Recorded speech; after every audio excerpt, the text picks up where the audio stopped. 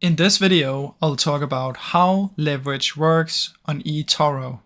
Now, if you head over to eToro website and you search for how does leverage work, it'll give you an explanation here.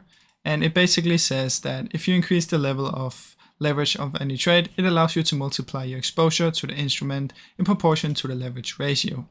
Now, what this means is if you have $100 and you use a 5x leverage, you will then have $500 of buying power.